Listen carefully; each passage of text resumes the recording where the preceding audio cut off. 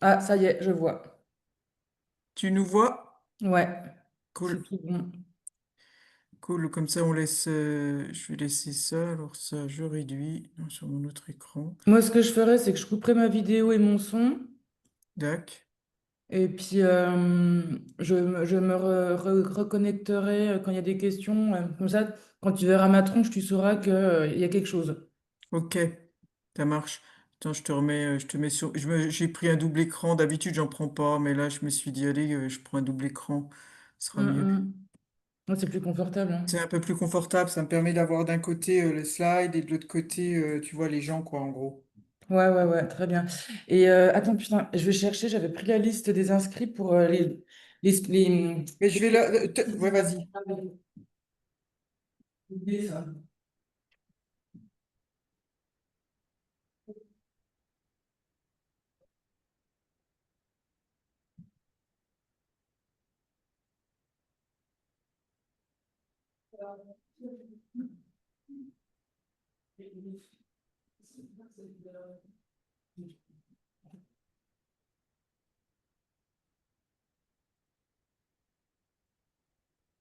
Tac. Comme ça, j'ai la feuille. Alors, comme ça, tu peux faire un petit tour de table en arrivant. Et Ouais, comme comme ça, je ça, je vais. surligne. Ou alors, je reste au début pour voir. Et puis, Sinon, je peux aussi leur demander de signer, tu sais, sur le chat, c'est-à-dire de mettre leur nom et qui ils sont sur le chat, et comme ça, tu fais une capture d'écran et t'as la liste, tu vois ce que je veux dire? ouais, Tu sais comme tu veux, soit je fais le tour de table, soit... combien? Ils sont pas beaucoup, ils sont 10 tu vois, 8 9 11. 11 ouais, c'est ça. 11 ça veut dire 30 ça veut dire 30 secondes par tête. Ouais, je peux Ouais, faire ça, ça fait 5 minutes. Allez, je fais un tour de table. ok. Comme Et ça, puis, ça au pire, je te dis, moi, je peux effectivement faire des copies d'écran. Ou alors, au début, on enlève le script et puis on met toutes les tronches. Comme ça, moi, je fais direct une copie d'écran des gens qu'il y a. Et normalement, il y a le nom qui est indiqué. en petit ou bien leur structure. Ouais, Ouais, parce on a un peu de tout, hein. On a des propriétaires de ouais, gîtes, j'ai vu. départements, Moselle Attractivité, Sarrebourg au Tourisme, naturopathe, un prof, je pense que c'est un prof de BTS, gîte, hôte et Forbach, meublé, Moselle Attractivité, il y a deux personnes. Sarrebourg et Forbach, je les ai eus pour la frottis Lorraine. Je Ouais. soupçonne que, ils se sont inscrits, tu vois ce que je veux dire, parce qu'on se connaît. Ok. On va apprendre des choses, quoi. Hum. Et Moselle Attractivité, je pense que là, ça doit être la chargée de com ou une connerie, mais ce qui est normal, hein, elle veut un peu prendre. Moselle Attractivité, c'est chargé d'ingénierie touristique Ouais. et l'autre, c'est alternante. Ah ouais, d'accord. Bon, bah, ça va être cool. Non, mais ça va être cool. Je laisserai un temps d'échange à la fin pour ceux qui souhaitent, tu vois, intervenir aussi ou pour faire part de leur expérience ou Ouais. voilà, s'ils ont envie Après, je sais de- pas si Eric il va se connecter aussi. J'en sais rien. En fait, Eric, à mon avis, il se connecte quand il a le temps, tu vois ce que je veux dire? Par contre, il est tout à fait capable, parce que je le connais par cœur, il est tout à fait capable de visionner en replay, Ok. tu vois, pour voir la qualité de la De toute prestation. façon, faudra qu'on arrive à couper le début là, de nos échanges. Oui. Mais sinon, tu peux demander peut-être à, je sais pas qui chez toi, là, tu dois bien Bah, avoir chez un nous. archi de Ouais, com ouais, qui est capable de repiquer et puis de couper. pas de problème. Et puis, Ok. tiens, t'as vu, j'ai enlevé le floutage, je te présente mon bureau. J'habite sous l'escalier. En fait, mon bureau est sous l'escalier. Je suis Harry Potter! T'es puni. Regarde, ça, c'est la montée de l'escalier. Ah, tiens, moi j'ai réquisitionné le bureau de David. Mais bon, écoute, tu sais, mais je suis bien là parce qu'en fait, je suis en bas et Au frais, ben, je suis près de la cuisine, près du salon. Tu vois ce que je veux dire? Donc, un peu partout. ouais, un peu partout, ça m'évite. En fait, j'ai remarqué que j'arrivais pas à travailler dans une pièce, tu sais, à l'autre bout de la maison, soi-disant au calme. Moi, je travaille pas comme ça, tu vois. Moi, je me pose quand j'ai envie de me poser, je remets, je reviens, tu vois. Tu fais la Bon, cuisine, tu on a fais une quelque chose. Isabelle qui est en salle d'attente. Elle va attendre encore les gens Elle de va notre attendre un terrasse. petit peu. Et puis voilà, non, mais c'est une belle thématique, ça j'aime bien. Non, mais ça va être bien. Alors, je vais déjà ouvrir le chat, moi. Et je Tac. pense qu'on a super bien fait de mettre les webinaires là, parce que franchement, les formations n'auraient eu personne. Et puis là, ça permet Bah, ben, de les vendre, ouais. ouais, d'attaquer un Vraiment. petit peu. Et puis moi, de temps en temps, je ferai un petit, tu vois, une piqûre de rappel en disant qu'il y a dans leur parcours proposé par l'académie, notamment des formations sur les millénials, enfin, tu vois, des choses comme ça. Hmm. Ouais, ouais, c'est clair. Dans les parcours clients aussi, je reviendrai dessus bon, voilà, en disant que ça Bah, peut ouais, être ouais. utile. Puis après, dire qu'on peut aussi proposer des formations sur Ah, tout à mesure. Mais fait. c'est vrai qu'on n'est pas censé trop faire la pub de Logitourisme. Donc, on passera vite fait cette slide-là. Mais de toute façon, c'est compliqué. Enfin, c'est compliqué d'un autre côté. C'est compliqué, mais on va gérer, tu vas voir. Ouais, non, mais en plus, il est réglo parce qu'il m'a envoyé le bon de commande avec, pour tous les webinaires du mois de juin. Il me les a envoyés hier. Ok. Non, mais il est top, hein. Il est top, hein. Et bon, enfin, je m'entends très bien avec lui. C'est vraiment un super copain, quoi. Je sais qu'il est exigeant, ça, je le sais. Mais une fois que tu arrives à bosser avec, c'est cool, quoi. Bah, c'est tout à son honneur, hein. Ben, il était avant directeur de l'office de Forbach. D'accord. Ok. Et il siégeait en même temps que moi à la Fédération des offices de tourisme. D'accord. Donc on a vraiment partagé euh, plein de choses ensemble, quoi. Mais il est vraiment sympa. J'aime bien. Mais je suis contente qu'on bosse un peu avec lui, tu vois. Et puis la Moselle, c'est cool, c'est pas loin non plus. Donc Non, mais c'est clair. pour les formations, c'est facile, quoi. Bah ouais, puis une fois qu'on a certaines qui marchent, tant mieux, hein, allons-y, hein. Ben allons-y, hein. Allons-y. De toute façon, on en a en stock quand même, tu vois, et autant les passer. Moi, j'ai vu la génération Y là, quand je l'ai fait à Foix. Oh là là, qu'est-ce qu'elle a plu celle-là? Ouais. Ils étaient hyper attentifs, Ok. avec plein de questions. C'est drôle, hein? Mais Ouais, bon, comme c'était ça. beaucoup des pros à Foix. Et c'était quasi que ça. Je crois que j'avais un office dedans ou deux, mais c'était beaucoup de pros. Et ça change aussi la donne, hein. C'est un équilibre qui est plutôt sympa. J'aime bien, moi. Ouais. Ils sont vachement concrets. C'est pareil sur la relation client, quoi. Là, tu m'étonnes. Ah, bah, ça change, hein. Mais bon, j'ai vu le mail de David qui nous dit voilà, il y a beaucoup de formations sur le. Bon, c'est bien. Qui sonne, ouais, bah, de toute façon, c'est partout pareil, hein. Ouais. Donc, Ça va et aller. par contre, j'ai reçu l'appel d'offres de la Normandie. Qu'est-ce qu'ils veulent cette fois-ci? J'ai même pas encore trop regardé parce que ça m'a tellement contrarié qu'ils nous prennent qu'à chaque fois sur une formation. Oh, arrête! Donc, mais Et puis, moi, j'ai parmi mes meilleurs amis, j'ai des Normands d'office, hein. Donc, ils m'ont fait Hum. suivre la pub. C'est mal foutu, ils font pas le job encore. Tu vois, ils le font en dilettant, ça marche En pas. fait, depuis que la nénette, enfin maintenant c'est Emmanuel Tricoire qui gère Oui, ça là-bas, mais avant quand c'était la nénette qui gérait ça, c'était génial, elle gérait ça vraiment super bien. C'est vraiment une histoire de personne, hein.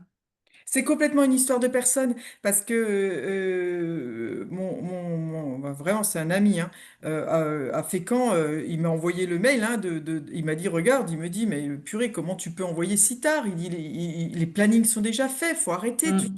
Tu vois, il a une drôle de manière de communiquer, il fait tout à l'arrache. Mais ça marche pas, quoi. Donc, je sais pas. Enfin, tu regarderas, tu me diras ce qu'il y a dedans. Franche-Comté. Donc je crois que c'est l'AFDES qui se bouge les fesses en fait. Aïe, aïe, aïe, aïe, aïe. Alors, à Franche-Comté, quoi. Ouais, donc bon, j'attends de voir combien il y a d'inscriptions, mais bon, je m'excite pas trop pour le moment. Mais Non, là, ouais, non, ça se bouger, je pas crois. d'excitation, hein, tu vois ce que je veux dire? On Mais connaît attends, la musique. j'ai reçu même les accords de prise en charge, hein, directement de l'AFDAS, hein. C'est dingue! Bah, en fait, l'AFDAS est en train de se dire, Tain, on a fait un appel d'offres, ça marche pas. Il y a des sous pour cette formation-là, donc ils se bougent. C'est l'AFDAS qui communique maintenant, même plus par rapport à leurs adhérents, et Et laisser tomber la il y a mascotte. quand même un problème, hein? Ah, mais Non? moi, je leur ai dit, hein, la référente AFDAS, je lui ai dit, hein, honnêtement, ils n'ont pas du tout joué le jeu, hein. Elle m'a dit, oui, Non, je veux j'ai pas cru jouer le jeu. comprendre. Elle m'a dit, donc maintenant, c'est nous qui allons communiquer directement. Ils n'ont pas joué le jeu parce que on a bloqué des dates, je vous appelle le dire, mais pour rien, quoi. Et c'est ce que je Mm. t'avais dit à un moment donné quand on l'a enlevé, quand on s'est dit, allez, on les enlève au profit d'autres. Et qu'est-ce qu'on a bien fait, purée? Qu'est-ce qu'on a bien Ouais. fait? Mais là, du coup, j'ai mis des dates un peu au pif entre Ah septembre et ouais! novembre, sauf qu'il est fort probable que certaines se confirment, hein. Donc, du coup, je regarderai quand même avec un peu plus de... D'attention. Ouais, c'est ça, pour qu'on soit sûr que ce soit sur des bonnes dates. Il faut regarder parce que j'ai déjà beaucoup de choses, moi aussi, hein, Et Mm, la mm. Normandie, c'est pour quand? Pour fin d'année, début d'année? C'est pour 2026. 2026, ok. Ok, tu me diras s'il y a quelque chose ou Ouais, pas. ouais, Parce que la Normandie, comme j'ai ma baraque à Caen, je sais où est le Mm. bureau 1, il est à 20 bornes de chez moi. Donc Ouais, ouais, ouais. ça peut être quelque chose qui peut être jouable, mais à voir, hein, parce que l'année Mm. dernière, je trouve qu'on s'est quand même cassé le cul à répondre à leur appel d'offres de façon assez complète pour un rendu Ouais, zéro, hein. c'est clair. Et je crois pas Ouais. qu'on était complètement à côté de nos pompes pour le coup, Ah, hein. mais en fait, ils veulent prendre tous les organismes de formation. Donc, pour que tout le monde soit content, ils filent une formation par OF. Mais bon, il y a un moment donné, t'es gentil, mais Ah non, bah pourquoi le non. rendre? Enfin, Ah non, hein. on verra. Je regarderai ça de plus près. Il faudrait que je m'occupe du Grand Test aussi, là. Ah bon, c'est pas que les affaires reprennent, mais ils sont tous en train de se réveiller pour fin d'année ou 2026, là. Mhm. Ben, il faut qu'ils se réveillent. Ouais, ouais, ouais, ouais, ouais, ouais, ouais. Mais après, il faut qu'ils remplissent, quoi. C'est ça. C'est ça aussi le problème, hein. Euh, la Moselle, il m'a dit, Eric m'a dit, tu verras, il y aura de toute façon toujours un peu de monde. Il a dit, on n'a jamais eu rien où il y a eu personne. Après, je sais pas ce qu'il appelle du monde, parce que là, sur 11 on peut avoir un peu de déperdition, mais ce serait bien qu'on en ait plus que 3. Ouais, un petit peu, parce que sinon, ça ne sert à pas grand-chose. Alors, lui, il dit qu'il y a beaucoup de gens qui regardent en replay. Mais après, il le donne à qui en replay? Parce que Mais j'en lui, c'est sais le rien. public aux personnes inscrites, hein. C'est bizarre. Il le met peut-être sur une plateforme, j'en sais rien. J'ai pas regardé là-dessus s'il y avait des droits ou. J'ai pas. Bah, moi, j'aime pas trop ce genre de truc parce que tu vois, là, on donne quand même du débit, quoi, hein. Donc, Hmm. tu vois ce que je veux dire, c'est quand même assez complet. Franchement, tu fais les quatre visios, enfin les quatre webinaires, et puis tu peux déjà faire quelque chose dans ta vie, hein. Tu m'étonnes. Ouais, ouais, non, c'est bizarre. Bon, écoute, on va voir ce On que ça verra donne. bien. On verra bien. De toute De toute façon, façon, les 59, on attend encore une minute, mais bon, ouais, on j'espère attend une que- minute pour pas ouvrir trop tôt. T'as déjà du monde qui veut entrer? Il y en a 3. Ouais, c'est pas beaucoup. Non, justement, c'est ça qui m'inquiète. Sur 11. Alors, t'en as peut-être deux qui vont suivre ensemble, peut-être les deux de Ah, Moselle tu as de Atlantique. l'attractivité là? Ouais. Bah, elles ne se sont pas encore connectées, hein. Pour le moment, j'ai la nénette du département de la Moselle, j'ai la personne de Forbach, et Ouais. puis Isabelle, je ne sais pas si c'est. Ah, encore une. Ah, il y a une Manon et une Isabelle en plus. Il y en a une, c'est une gérante de meublé, Manon Philippe. Ok. Et Isabelle, c'est soit un gîte, soit un gîte. Et puis il y en a une autre qui vient d'arriver. On en est à un. Il y en a 5 là. Et Sophie Tasso. Ah, ça y est, ça se réveille. Jasmine de Sarreguemines. C'est qui elle? Elle n'était pas inscrite. Il y a Sarreguemines. Ben, on la prend, hein. Ah bah ouais, ouais. On la note et on la prend. Jasmine. Bah, je sais même pas si c'est Sarreguemines. Non, c'est Sarrebourg. C'est Donc elle a Sarrebourg? dû prendre la place de sa collègue. Ah ouais, c'est possible. Ou elle s'est collée sur un ordi, tu sais, parfois quand tu t'isoles, Ouais, on les fait entrer ouais, et on je leur les dit appelais toutes. qu'on fait patienter.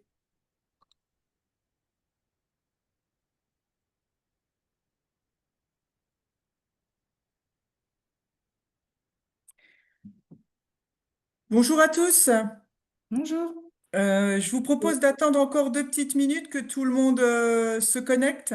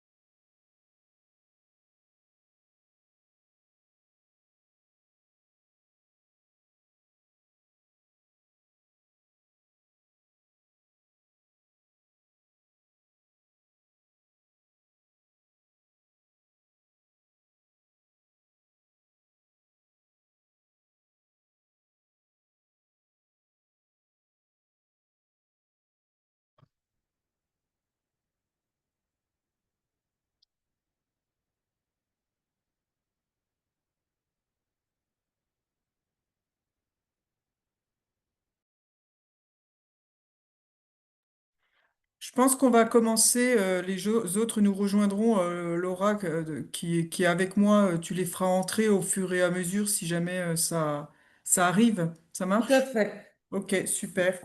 Bonne formation. Merci à toi. Bienvenue sur cette formation, nouvelle clientèle touristique et pratiques émergentes. On est ensemble pour ce webinaire pour 1h30. Ça va passer, je l'espère, vite, en tout cas, et j'espère aussi que vous allez apprendre des choses. Pour information, je vous rappelle que ce webinaire est enregistré puisque, il sera disponible en replay. Avant tout, je vais me présenter. Donc, je suis Déborah Recher, je suis votre formatrice sur plusieurs formations, ateliers, webinaires pour le parcours expérience client organisé par Moselle Académie Tourisme.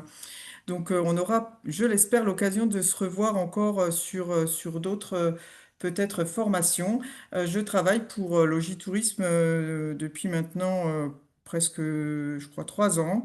Avant, j'ai été directrice d'office de tourisme et j'ai aussi géré des structures touristiques telles que des campings, mais aussi des sites culturels comme des musées.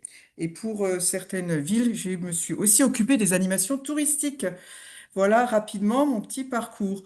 Je vous propose juste peut-être de faire un tour de table, juste me dire qui vous êtes et sur quelle structure vous travaillez. Ça permettra un peu de savoir qui est autour de la table. Je vous laisse prendre la parole à votre convenance.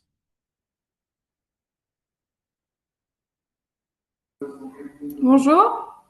Bonjour, Donc moi c'est Marie, je travaille à l'office de tourisme du Pays de Forbach.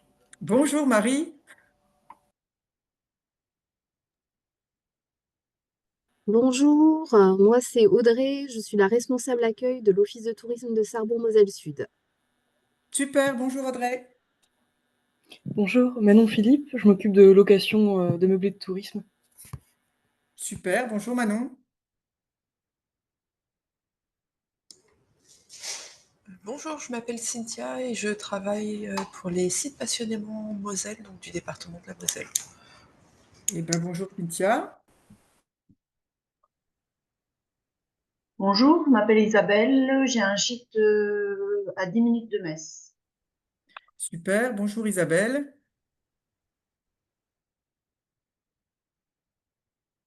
Et je crois qu'il y a Sophie. D'accord. Bon. Ok, ben on va continuer. Euh,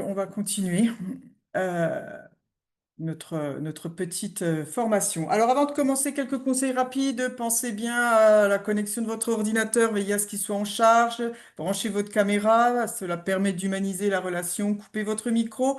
Vous pouvez bien sûr intervenir, en plus on est en comité restreint, donc n'hésitez pas, vous pouvez me solliciter au fur et à mesure. De toute façon, il y aura un temps d'échange à la fin, donc d'échange de questions, mais aussi d'échange d'expériences si vous le souhaitez. Et puis installez-vous bien sûr au calme et je vous souhaite à tous un bon webinaire. L'objectif de ce webinaire, donc, c'est bien d'identifier les nouvelles clientèles touristiques, de comprendre leurs comportements et leurs attentes, de s'appuyer sur les grandes tendances sociétales et économiques et puis d'adapter son offre et son positionnement par rapport à tout ça. Alors vous verrez, hein, il y a des choses qui sont récurrentes et puis d'autres choses peut-être, je l'espère, qui seront peut-être nouvelles pour vous et des tendances que l'on voit un peu pointer à l'horizon et dont on s'intéresse en termes de clientèle touristique. Au sommaire, donc, on parlera des mutations du tourisme, des grandes tendances. Je vous donnerai aussi des exemples. Des exemples, certains, j'irai même un peu plus loin, et puis je vous donnerai quelques clés pour adapter votre offre, et puis je ferai un rapide zoom sur les tendances 2025, ce qui va se passer cet été, puisqu'on a déjà quelques données. Alors même si je ne suis pas Madame Irma, hein, je vous rassure, je n'ai pas de boule de cristal, mais en tout cas, on peut déjà s'appuyer sur certaines choses pour un peu comprendre ce que seront et ce que feront nos clients cet été. Alors, sur les mutations du tourisme, on a vu quand même que la Covid a réellement marqué un tournant. Je pense que vous l'avez déjà entendu et re-entendu, mais c'est une vraie réalité. Ça s'installe dans le temps. C'est ce qui nous fait dire que les modes de consommation, c'est pas qu'un effet de mode, mais c'est bien une réalité. On le voit aussi sur le comportement des gens, le rapport au travail. Les gens ont tendance à privilégier beaucoup plus leurs loisirs et à recentrer finalement leurs priorités et c'est quelque chose qui reste extrêmement marquant. On a aussi vu, par exemple, après la Covid, tout de suite après, vous savez, quand on pouvait encore pas bouger beaucoup, on a beaucoup vu des courts séjours de proximité, des gens qui voyageaient finalement de pas si loin, hein, du Grand Est au Grand Est, par exemple. Et bien finalement, ça c'est quelque chose qui est resté et on le voit dans les études. Certaines études nous ont clairement dit que les gens aujourd'hui privilégient beaucoup plus de partir souvent et moins longtemps que de partir comme avant 3 semaines en été. Hein, ça veut dire qu'on va se dire, ben, on va peut-être partir 3, 4 fois dans l'année, 4 jours, au lieu de partir 3 semaines cet été. Ça, c'est quelque chose qui est maintenant clairement identifié. Et la Covid a permis aussi de comprendre qu'on pouvait voyager pas forcément en allant très loin. L'autre élément, ben, on le voit bien, il suffit d'allumer la télé pour voir ce qui se passe. L'inflation, difficile de passer à côté. Les gens sont donc très sensibles à leurs dépenses et réfléchissent à la manière dont ils vont dépenser leur argent. La conscience écologique, ça, c'est plus du tout un mythe, c'est une réalité. Et on verra, on en reparlera un peu plus loin. Et la recherche de sens, eh bien, maintenant, quand on veut voyager, on veut voyager pour une bonne raison ou avec des buts et des objectifs. L'idée, c'est pas, en fait, je fais un peu court, hein, on est plus du tout dans les années 80 où finalement l'objectif c'était de prendre le soleil et de se mettre sur la plage. C'est plus du tout la même démarche. La digitalisation accrue, l'influence des réseaux sociaux. Alors ça, c'est impossible de passer à côté. Qu'on soit pour, qu'on soit contre, que l'on aime ou qu'on l'on n'aime pas, il y a une réalité qui est très claire. Aujourd'hui, les gens sont connectés. Les gens regardent les réseaux sociaux. Toute génération, on en reparlera tout à l'heure. Il faut pas croire que finalement c'est simplement les jeunes, entre guillemets, de 20, 30 ans qui sont connectés. Pas du tout. Et puis ça a évidemment une influence sur la manière dont on va consommer. Je vous donne aussi un élément assez important, c'est par exemple Instagram. On sait très bien que les gens qui vont sur Instagram régulièrement, donc Instagram, c'est vraiment le réseau social par excellence dédié à l'image. Et on sait très bien qu'une image peut donner envie de voyager. Exemple, vous avez pas mal d'images sur les cinq terres en Italie. Vous savez, parce que c'est joli, ces petites maisons colorées à flanc de falaise, entre guillemets, de coteaux. Eh bien, on sait très bien que ces images-là donnent l'envie aux gens d'y aller et certains vont faire la démarche d'y aller par rapport à cette photo-là. C'est quand même assez important, hein. 80% des gens interrogés sur Instagram disent que les photos de voyage leur donnent envie de partir et ils finissent par partir par rapport à ces images-là. De l'importance aussi de la photo, hein, de la manière dont vous publiez si vous êtes sur les réseaux, je l'espère pour vous, et la manière dont vous allez sélectionner les photos et communiquer sur votre destination ou votre équipement.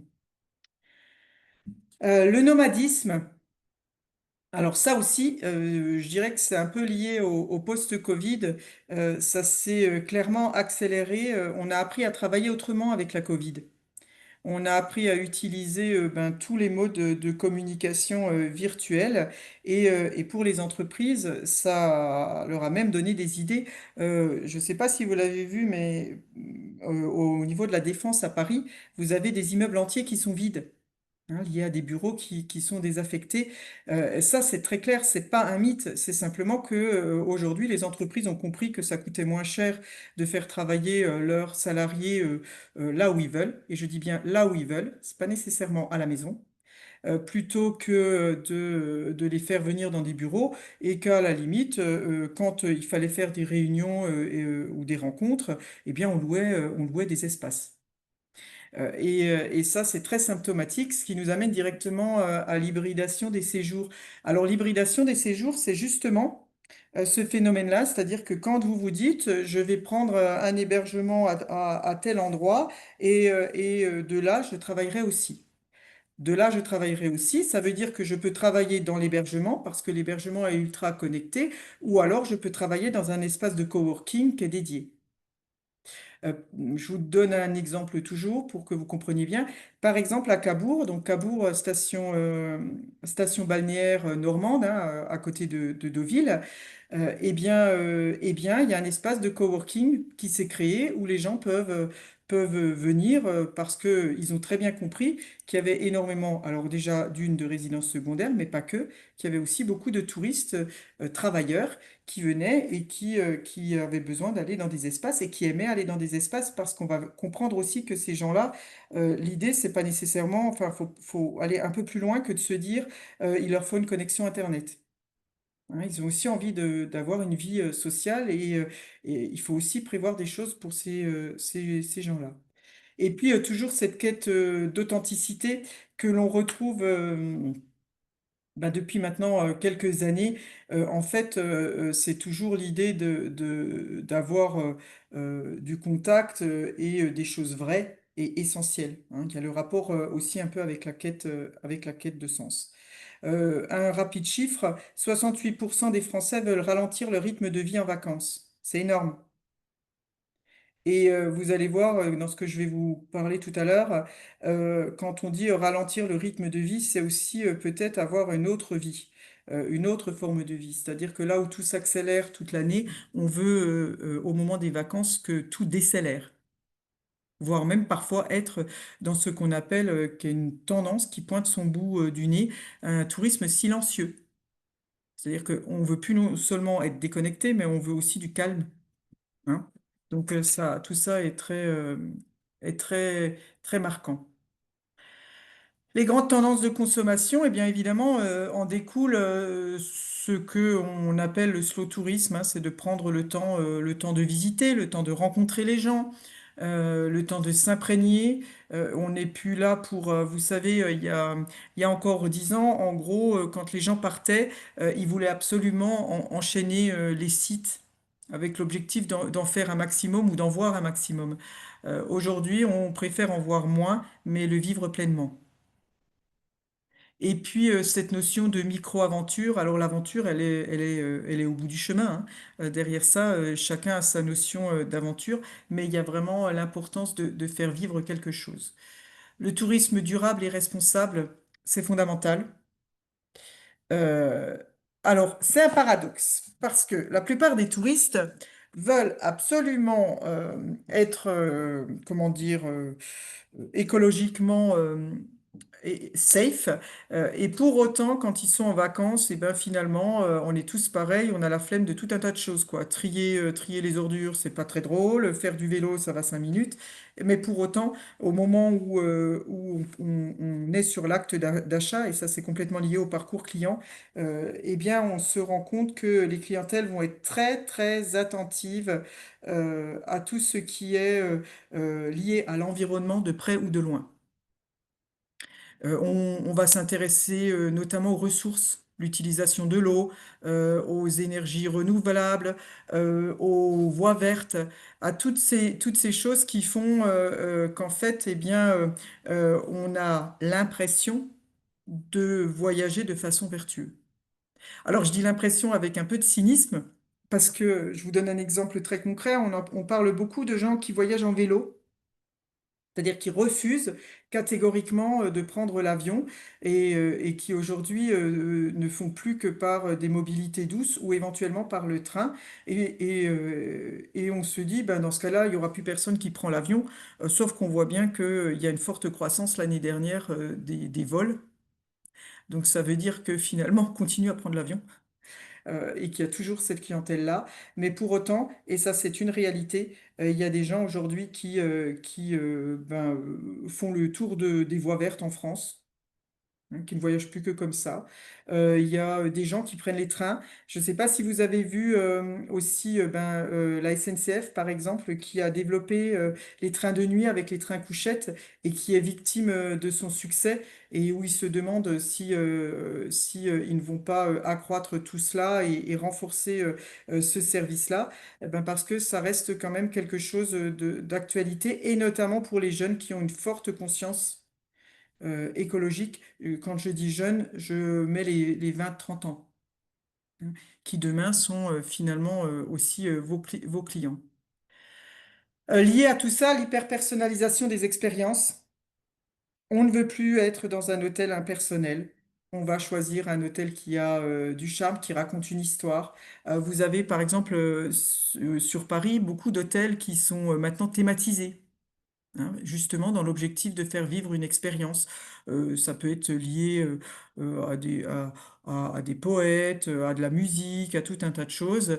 Et puis on veut aussi que les lieux que l'on visite, les endroits où on va se poser, et bien que tout ça, ça nous profite et que l'on vive une expérience incroyable. Alors quand je dis incroyable, ça ne veut pas dire qu'on veut des choses exceptionnelles et de dingue, etc. Un panorama peut être incroyable. Hein, il faut toujours faire attention à ce que l'on croit et ce que l'on imagine et la réalité du client. On a tous nos curseurs à des endroits différents. Donc l'exception, elle est là où on veut bien la mettre. Évidemment que pour nous, voir une magnifique forêt, ça n'a rien d'extraordinaire. Quand vous vivez à Paris et que vous voyez que des tours en guise de forêt, subitement votre forêt, elle est exceptionnelle, hein. Vous voyez ce que je veux dire? C'est donc extrêmement important de faire attention à ces notions-là et de toujours se mettre à la place du client. Donc ça donne évidemment des séjours immersifs locaux, hein, donc des choses à forte identité. Et ça, j'insiste là-dessus. Quand votre identité est forte, eh bien, nécessairement, vous êtes attractif. Je vous donne encore des exemples concrets. Si je parle de régions comme le Pays Basque, comme la Bretagne, comme la Corse, on est bien d'accord qu'on est sur des identités fortes et reconnues. Et évidemment, là, on sait que le dépaysement est au rendez-vous parce que derrière, on va avoir toute une culture et dans la culture, j'y mets le patrimoine naturel, architectural et puis l'immatériel aussi, hein, les danses folkloriques, les choses comme ça, hein, tout ce qui fait un territoire. Et puis, je vous l'ai dit tout à l'heure, les séjours hybrides, télétravail plus loisirs, ce n'est vraiment pas un mythe. On en parle et parfois, je sais qu'il y a beaucoup de personnes qui se posent la question en se disant, mais est-ce que tout ça, c'est pas du fantasme, ça l'est pas. Je vous assure, c'est vraiment une grande tendance. Un petit chiffre pour étayer tout ça. 52% recherche des voyages éco-responsables. C'est énorme, hein. Et je me répète, même si derrière, dans la pratique, c'est pas tout à fait la même chose. Mais en tout cas, dans la réalité, on cherche ce séjour-là. Ça veut dire aussi que pour un hébergement, on va regarder peut-être que les déchets verts servent à du compost, le même compost qui sert à un jardin, le même jardin où le touriste pourra peut-être prendre deux salades, trois branches de thym, et puis il en sera tout à fait content. Et il aura l'impression de participer à un système vertueux. OK? Et je vais plus loin, vous le voyez aussi sur les hôtels où maintenant on ne change plus les linges des chambres systématiquement. On fait participer bien sûr les touristes en leur disant, ben voilà, si vous voulez que la chambre soit, si vous voulez changer de drap ou de serviette, merci de nous l'indiquer, mais on le fera plus automatiquement. Idem pour les produits ménagers, enfin tout un tas de choses et les panneaux solaires. Et plus important que tout, et ça c'est une forte tendance, la gestion de l'eau, le rapport à l'eau. Une petite parenthèse aussi, dans les voyages éco-responsables, je pense notamment au tourisme fluvial. Avant, on se disait que, tiens, le tourisme fluvial, c'est du slow tourisme, c'est une manière de voyager tranquillement au fil de l'eau. Sauf que maintenant, on se pose la question de qu'est-ce qui se passe quand on va au WC sur le bateau, où vont finalement cette eau sale, et finalement, si elle retourne dans les rivières, ça pose question. L'utilisation aussi ben enfin, du moteur. Le moteur, il fonctionne bien avec quelque chose. Qu'est-ce qui se passe derrière avec les hydrocarbures? D'accord? Donc, tout n'est pas aussi simple. Aujourd'hui, vraiment, le voyageur se pose toutes ces questions-là et est très sensible à l'impact qu'il a aussi sur l'environnement.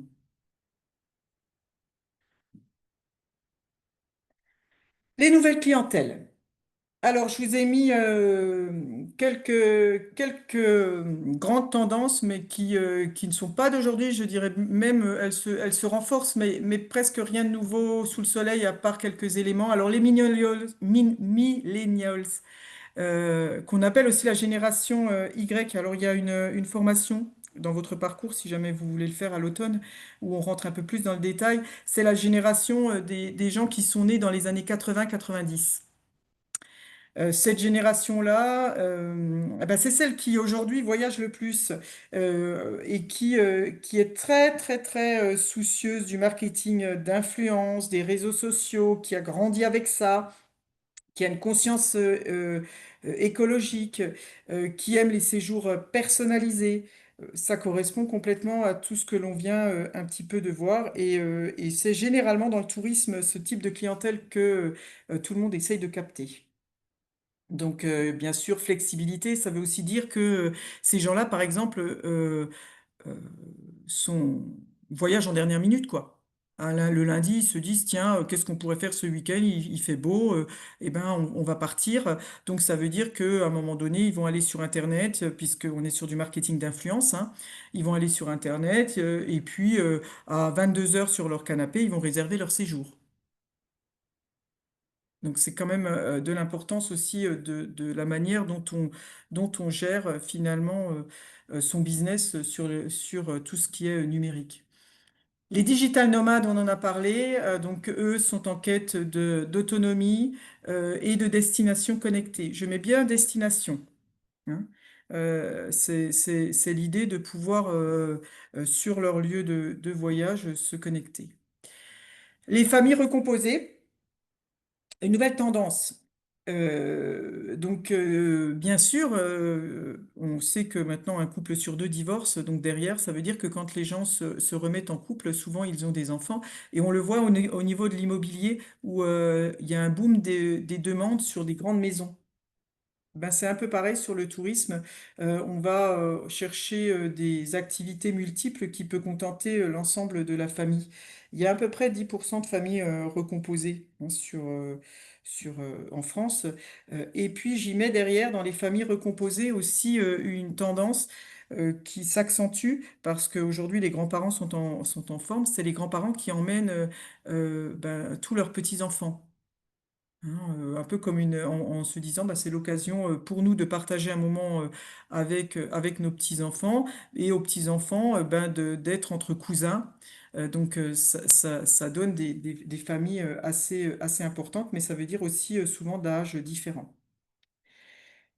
Les seniors actifs, c'est les jeunes retraités exigeants. Alors, ça correspond un peu, si vous en avez déjà entendu parler, à la génération X. C'est les gens qui sont nés dans les années 60 et 70. Donc, ce sont des gens qui sont plutôt à l'aise avec la technologie. Là encore, faut sortir d'idées préconçues de dire qu'après tout, les personnes d'un certain âge, Internet, ils maîtrisent pas. C'est faux.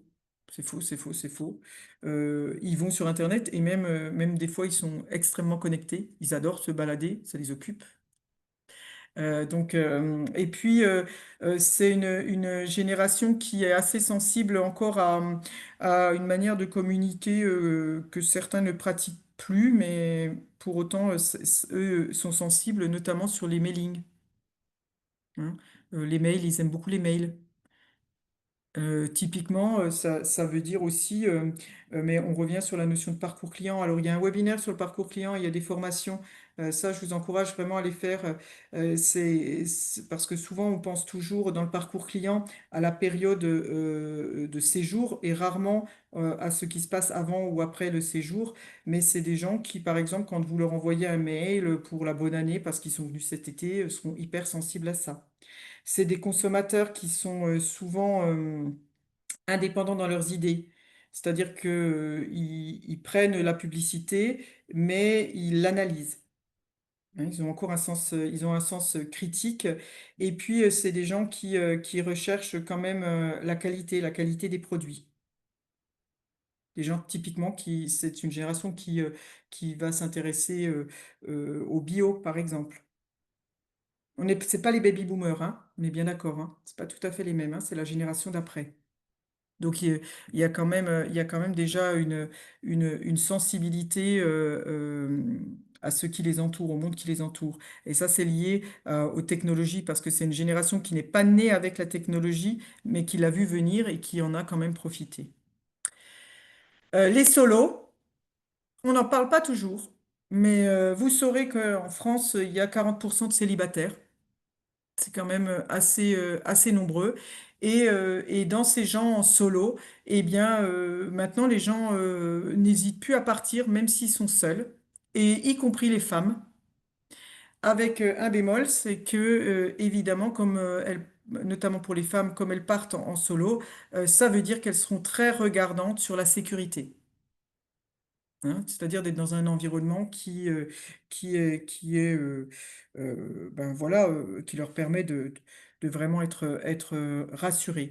Mais les solos, c'est un vrai enjeu. On le voit aussi, vous avez des agences qui se spécialisent dans ce type de voyage. Hein, vous savez, où on part entre filles et vous connaissez pas, où on fait des randonnées et puis c'est que des gens célibataires, mais à moindre échelle, on le voit aussi sur ben, tous les sites de loisirs, quand vous voulez aller courir et puis que vous dites qu'importe, l'essentiel c'est que je cours avec quelqu'un, que je partage un moment, etc., etc. Donc les solos, c'est une vraie clientèle parce que pour eux, les vacances, c'est synonyme de lien social. C'est l'occasion de rencontrer des gens. C'est l'occasion de rentrer en communication, hein. Donc c'est assez important. C'est-à-dire qu'on est bien tranquille toute l'année, parfois même, hein, ça peut être un choix de vie, un mode de vie. Par contre, c'est assez sympa durant les vacances de rencontrer des personnes, alors soit d'autres voyageurs, soit de tisser du lien avec ben, les hébergeurs, les sites où il y a des activités, etc., etc.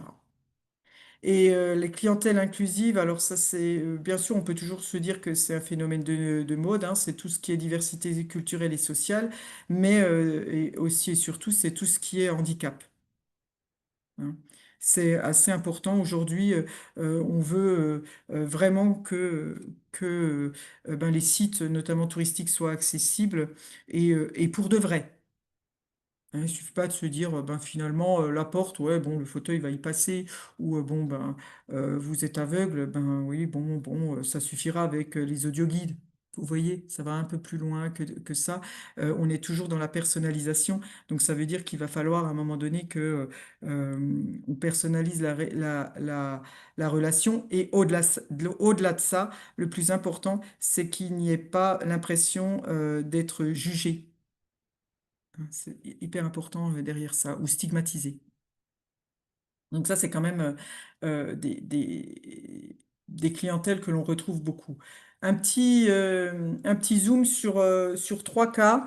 Donc la génération Y, hein, parce que c'est celle qui voyage le plus, donc c'est important de s'y intéresser. Donc les attentes, c'est vraiment l'authenticité, le bon rapport qualité-prix, le social proof. Alors le social proof, que tout le monde comprenne bien, c'est tout ce qui est technique d'influence pour stimuler l'achat, et c'est notamment via le web, c'est tout ce qui est témoignage client. Donc c'est une génération qui va tout vérifier et contrôler. On va dans un camping, on va regarder ce que les autres voyageurs en pensent.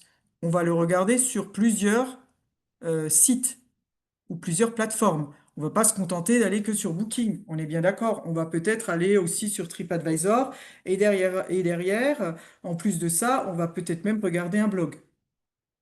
Donc on est vraiment sur ça parce qu'on voudra croiser les données et qu'on voudra être sûr de l'endroit où on va. C'est donc bien sûr une génération qui utilise beaucoup les canaux comme Instagram, TikTok et les blogs. Les blogs, par exemple, la génération d'après, les Z, vont être moins sensibles. Mais eux le seront encore, hein. Et Instagram, incroyable. Style de séjour, ça donne des city breaks, des séjours outdoor, des hébergements atypiques. Donc, j'ai mis les city breaks parce que il y a une vraie tendance à se dire on va passer un week-end dans une ville, hein.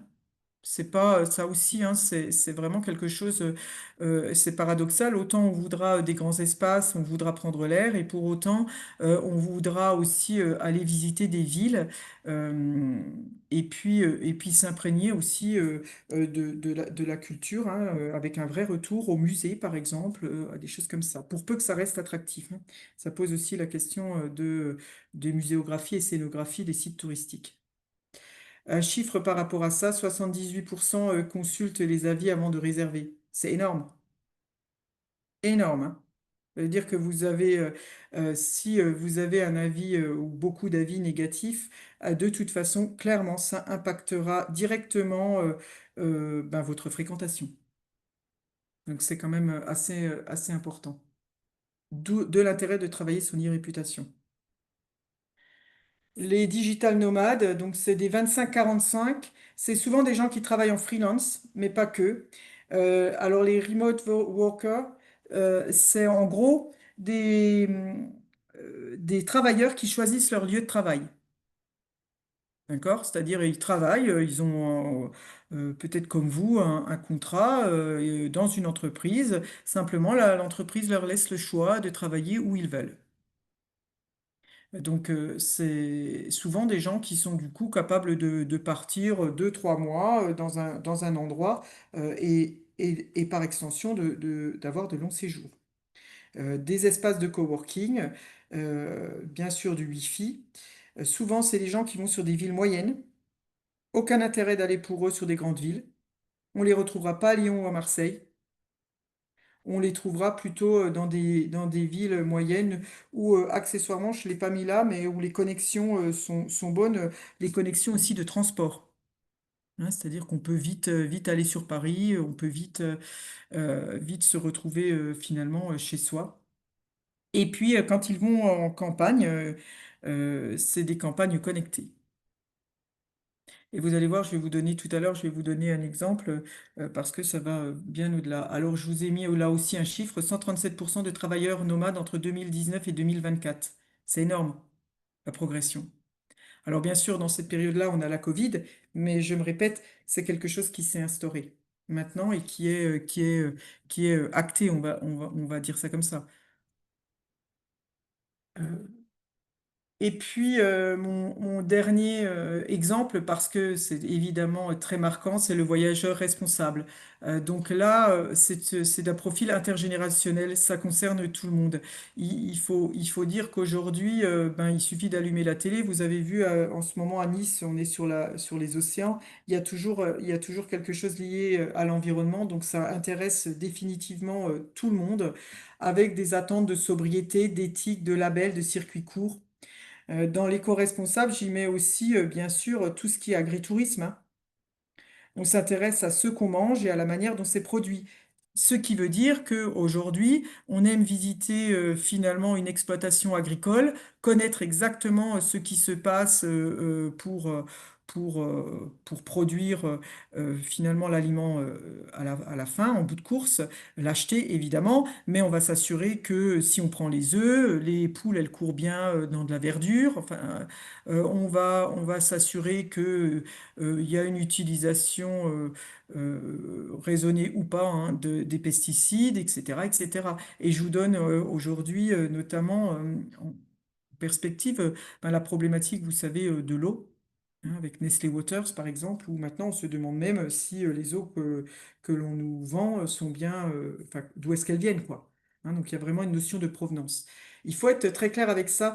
Et bon, on en parlera si vous êtes la semaine prochaine sur le webinaire des labels, mais c'est extrêmement important, hein. C'est aujourd'hui de vrais marqueurs. Et les circuits courts ont vraiment le vent en poupe. Et je dis circuit court, ça veut dire pas le fait simplement d'acheter ses légumes sur le marché local. C'est vraiment d'aller à la rencontre, puisqu'on est toujours dans l'expérience et toujours dans la rencontre avec quelqu'un, et notamment quelqu'un qui saura parler de son métier et de toute sa chaîne de production. Les mobilités douces, les éco-gestes, les hébergements écolabellisés. Donc les mobilités douces, bien sûr, le vélo, hein. Euh, un petit chiffre par rapport à ça, 62% veulent réduire leur impact environnemental, donc il y a quand même vraiment ce souci-là encore, hein. C'est quand même des chiffres assez forts, hein. Donc c'est vraiment important. Qu'attendent les clientèles? Eh bien, de la transparence. Ça, c'est très clair. On veut pas qu'on nous mente. D'accord? Donc si on est ou on n'est pas, on ne fait pas croire qu'on est, hein. C'est un peu ça l'histoire. On ne se dit pas qu'on est engagé dans un label éco-responsable et puis que finalement derrière on ne tient pas du tout ses engagements. Il y a vraiment une notion de transparence, d'impact carbone, par exemple, l'origine locale, elle est locale. Je le dis notamment, ben, là il y a deux offices quand vous achetez des produits dans vos boutiques. On veut pas du Made in China. On veut que ce soit local, hein, vraiment. Donc, il y a un souci de transparence. La personnalisation, évidemment. Alors, je vous ai mis des itinéraires sur mesure. Aujourd'hui, par exemple, on sait très bien que pour des agences locales de tourisme qui vendent encore des séjours, on sait très bien qu'il y a les séjours que l'on affiche et il y a les séjours que l'on vend. C'est-à-dire qu'en fait, on fait de l'affichage de séjours en disant, voilà, vous pouvez faire, ben, je reprends l'exemple du tourisme fluvial, et puis on vous prévoit des visites de sites, etc., etc. Mais en fait, dans les faits, quand on va commencer à vendre réellement un séjour, le séjour aura été modifié. Parce que peut-être que les gens voudront s'arrêter à tel endroit de nuit et puis au lieu de dormir sur leur bateau, ils veulent dormir sur un hébergement insolite, ils veulent mixer et vraiment du à la carte. L'accessibilité et l'inclusion, on en a parlé. Les connexions humaines, c'est incroyable. On est ultra connecté et le pendant, c'est que quand on est en vacances, quand on prend du temps pour soi, du temps pour sa famille, eh bien, on veut vivre avec les gens. On veut vraiment se connecter cette fois-ci ben, à nos proches, à notre entourage et par extension aux habitants. Terminer finalement d'être dans une bulle où vous prenez votre hébergement ou alors votre hôtel club et puis vous restez dans votre hôtel club et puis l'environnement dans lequel vous êtes, et ben finalement ça n'a pas d'importance. En gros, hein, qu'on soit en Grèce ou en Espagne, ça change rien. On est dans notre club et puis tout se passe bien. Aujourd'hui, c'est terminé. On s'intéresse à l'environnement dans lequel on veut et on veut de la connexion humaine. Ce qui explique aussi beaucoup de gens qui voyagent de façon engagée, hein. C'est-à-dire que de quelle manière, moi, touriste, je fais profiter l'environnement local et les habitants ben, finalement de mon séjour économiquement, hein. Je l'impacte comment? Donc il y a une vraie conscience par rapport à ça. Et puis l'instantanéité et mobile first. Donc, alors ça c'est obligatoire, hein. Il faut qu'on puisse réserver en ligne. Et quand je dis réserver en ligne, ce n'est pas que l'hébergement, c'est aussi toutes les activités. Je fais très court. Vous êtes en vacances, vous êtes le soir, vous êtes toujours devant la télé à regarder les infos, il est 20h30 et puis vous dites zut, demain il fait pas beau. Oh ben on n'a qu'à aller, tiens, on n'a qu'à faire la visite guidée et puis je sais pas quoi de la cathédrale. Et ben vous voudrez le réserver maintenant tout de suite. Il y a cette notion d'instantanéité. C'est pas, je vais, ben, ok, on verra demain, donc à 10 heures, il faut qu'on soit à l'ouverture de l'office de tourisme pour prendre le ticket, et ensuite on doit retourner à l'office de tourisme à 14 heures pour la visite. Ça marche pas comme ça. Je tire le trait mm, volontairement avec excès, mais c'est vraiment cette notion d'instantanéité et de capacité à réserver à tout moment, y compris un vélo. Hein. Il fait super beau, ben demain on n'a qu'à aller faire un tour de vélo, un tour de bateau, un tour de ce qu'on veut, mais on voudra le faire et le réserver, on voudra que ça soit facile, que ce soit très facile. Et puis bien sûr avec derrière tout ce qui est réseaux sociaux. Alors je dis souvent pour les réseaux sociaux, c'est ma parenthèse, attention, hein, il y a les réseaux que nous on pratique, je pense notamment aux jeunes qui vont se dire ben, qu'après tout Facebook c'est démodé, sauf à dire que il faut bien avoir en perspective la cible. Si notre cible utilise Facebook, eh ben, on va utiliser Facebook, et puis c'est aussi bête que ça, quoi. Hein. Donc attention à ça. Est-ce qu'à ce stade vous avez des questions ou est-ce que ça va? C'est bon? Alors je continue et puis on fera le point un peu plus tard. Alors comment adapter votre offre? Il faut travailler l'attractivité expérientielle. Il n'y a pas photo. Il faut raconter des histoires. Il faut raconter l'histoire que l'on va vivre. Il faut faire rêver, il faut donner envie. Il suffit pas d'enchaîner dans ce cas-là les mots marketing. Il faut derrière vraiment donner du sens et avoir du concret. Hein. Donc c'est vraiment travailler l'attractivité expérientielle. C'est développer une offre segmentée. Alors qu'est-ce que ça veut dire? Ça veut dire que c'est pas la peine de tout dire. Hein, parce qu'à force de tout dire, on dit rien. Il faut vraiment que vous demandiez quelle est votre cible et quelle est l'histoire que vous voulez raconter. Il vaut mieux raconter plusieurs histoires que de tout mélanger et mettre dedans. En gros, l'idée, c'est pas de dire on a le plus beau paysage de France, la plus belle, le plus beau fleuve, la plus belle montagne, le meilleur patrimoine gastronomique, des sites patrimoniaux incroyables, et j'en passe et des meilleurs. À coup de superlatif, on ne sait plus ce que vous avez. Et puis finalement, on sait que la France est belle, c'est un beau pays qui a la chance d'avoir des richesses incroyables. Pas pour rien aussi qu'on est toujours leader en matière de tourisme mondial. Mais pour vous distinguer et pour faire la différence, il faut vraiment, vraiment, vraiment que vous travailliez la segmentation de vos produits et l'expérientiel. Ce qui m'amène directement au troisième point. Vous devez miser sur l'authenticité et le storytelling. Storytelling, on est d'accord, c'est la manière dont vous allez raconter. Hein. Donc ça c'est très très important, ça se travaille. Hein. Il y a des techniques quand on fait du storytelling, vous n'êtes pas en train d'écrire un roman. Hein. Vous êtes en train de donner envie et de faire rêver de façon flash un peu. Hein. C'est une écriture très très très rapide en fait. Hein. Et puis les mobilités douces, j'insiste beaucoup là-dessus, mais c'est important. Les gens veulent savoir comment on se déplace. Comment on se déplace à vélo, comment on se déplace à pied, comment on se déplace en train. Le train, c'est aussi quelque chose d'assez important. Les gens aiment beaucoup ça. Hein. Donc, et pour des destinations un peu courtes. Je vous redonne un exemple. Je vous parlais tout à l'heure de Cabourg. Donc, c'est Cabourg et Deauville, de mémoire, je crois que c'est une vingtaine de kilomètres. Mais ces kilomètres en pleine saison, si vous les faites en voiture, c'est un cauchemar. Vous garez, c'est un cauchemar. Et puis, bah, finalement, si vous prenez le train, je crois qu'il y en a à peu près toutes les heures, d'une destination à l'autre, en plus, vous longez à un moment donné la côte, c'est plutôt sympa. Pas de problème pour vous garer.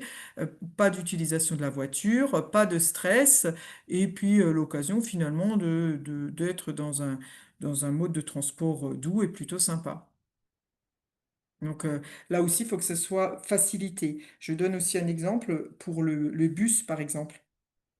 On ne veut pas courir après les horaires, le ticket, le machin. Il faut vraiment que ce soit simplifié. Il faut qu'on nous donne les clés pour que tout ça, on n'ait pas à le chercher parce qu'on est en vacances et que quand on est en vacances, ce qu'on veut, c'est qu'on nous simplifie la vie un maximum et qu'on ait l'accès à l'information très rapidement.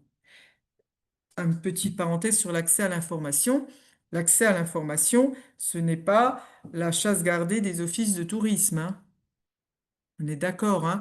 L'accès à l'information, elle est aussi via l'hébergeur, c'est très important les hébergeurs, qui maîtrisent ou pas, vaut mieux quand même pour tous, sa destination et par extension, ça veut dire finalement que c'est quelque part un conseiller en séjour, hein, qui est capable de parler des sites, qui est capable de donner les infos sur les mobilités douces, etc., etc. Hein. Et donc, ne perdez pas de ça, enfin, gardez bien ça en tête. Et puis, la digitalisation de la relation client, hein, ça, on en a parlé, site internet, réseaux sociaux, CRM. Donc, CRM, c'est les outils de gestion que vous avez peut-être ou que vous n'avez pas, hein, qui permettent de gérer votre portefeuille client. On va parler de quelques exemples inspirants. Alors, il y a les tiny house tourisme, c'est des offres décarbonées, immersives et insolites, hein. Les tiny house, vous savez, c'est ces petites maisons. Alors, c'est très à la mode, mais ça plaît beaucoup. Mais c'est un peu comme les hébergements insolites. On n'en finit pas de sortir de ces hébergements insolites. J'ose à peine le dire. Alors aujourd'hui, finalement, la cabane dans les arbres, c'est presque standardisé, hein. Attention à aller un cran plus loin, hein. Derrière l'insolite, il faut pas oublier l'immersif, hein. C'est un peu, il peut y avoir tout un tas de choses. L'insolite, ce n'est pas simplement que de se dire, tiens, je vais faire une maison de hobbit, et puis les gens seront tout contents d'y aller. Enfin, c'est pas, je fais une cabane dans les arbres. C'est peut-être autre chose. Là encore, il faut se poser la question de façon plus globale, quelle est l'expérience que l'on veut faire vivre à notre client? Le Work and Surf à Housegor, c'est du coworking et du loisir. Ça veut dire qu'on propose, en gros, on propose à des travailleurs en vacances, évidemment, des connexions et de leur faciliter la vie pour le travail, mais au-delà du travail, une offre de loisirs dédiée. Ça veut dire qu'on les accompagne complètement. Ça veut dire qu'on organise et on facilite leur séjour. Les Greeters, qui restent toujours d'actualité, mais je vous ai mis en quartier sensible. Hein, c'est-à-dire aujourd'hui de se dire que on est toujours dans aussi cette notion que je vous ai parlé tout à l'heure, dont je vous ai parlé tout à l'heure, d'inclusivité. C'est notamment, vous savez, on le voit aussi au Brésil avec les favelas. Vous pouvez les visiter.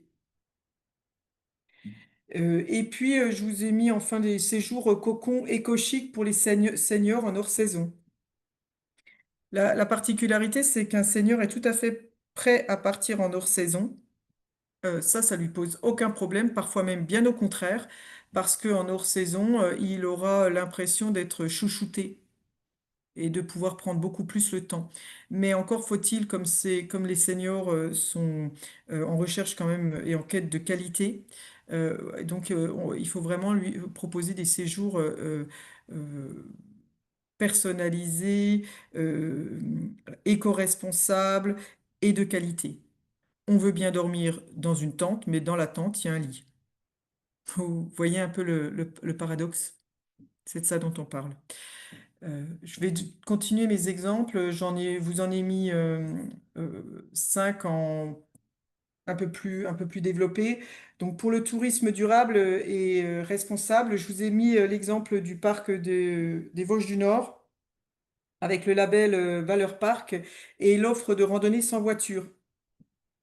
Donc avec une offre train, navette, carte téléchargeable, important.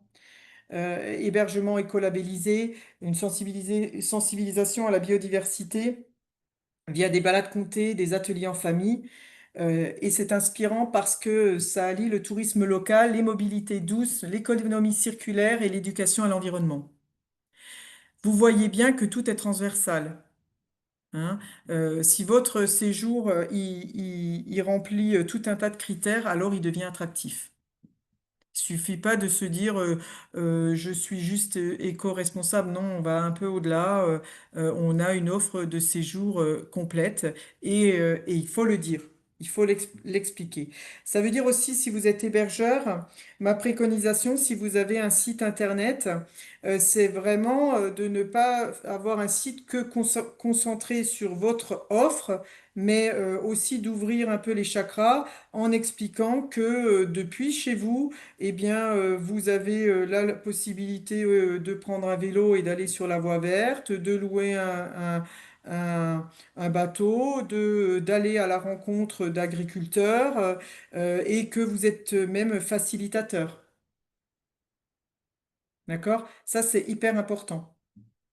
Il faut vraiment raisonner en offre globale.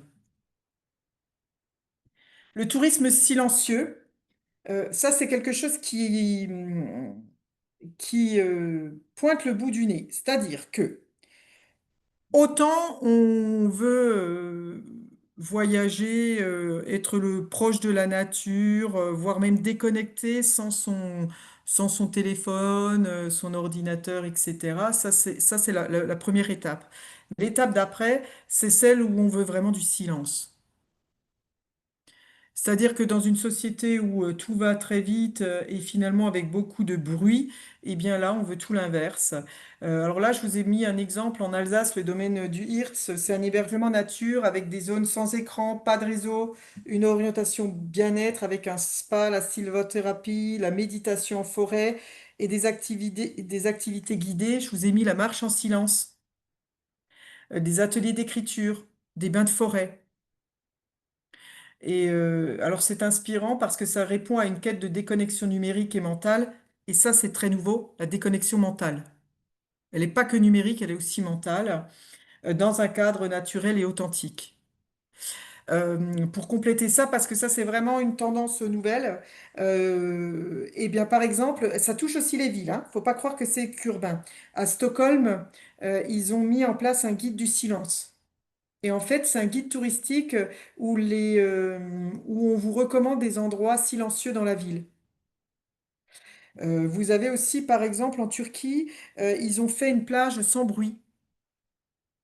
Donc, pas de musique, pas de cris, enfin, tout le monde s'engage, on ne parle pas fort. Si on parle, c'est à voix basse, voire pas du tout. Il est préconisé de ne pas parler du tout. En Angleterre, ils ont aussi fait une rando qui est ou des randos accompagnés, des randos silence. Ça veut dire que vous randonnez, tout le monde sait que durant cette randonnée, personne ne se parle. Ça ne veut pas dire qu'au moment du déjeuner, on ne parle pas. Ça veut dire que c'est codifié de sorte que vous n'êtes pas en train de randonner avec quelqu'un qui, pendant 2 heures, deux personnes qui parlent, et puis finalement, vous, ça vous empêche d'apprécier le paysage, de profiter de l'environnement dans lequel vous êtes. Et finalement, bah maintenant, ça s'organise et ça s'affiche. C'est une tendance très intéressante, hein, parce que ça pousse un cran plus loin que simplement les séjours déconnectés. Ben, dans la continuité, le cool question et slow tourisme. Cool question, euh, pour que vous l'ayez en tête, la cool question, qu'est-ce que c'est? C'est des destinations avec des températures fraîches, voire plus fraîches que l'endroit où on invite.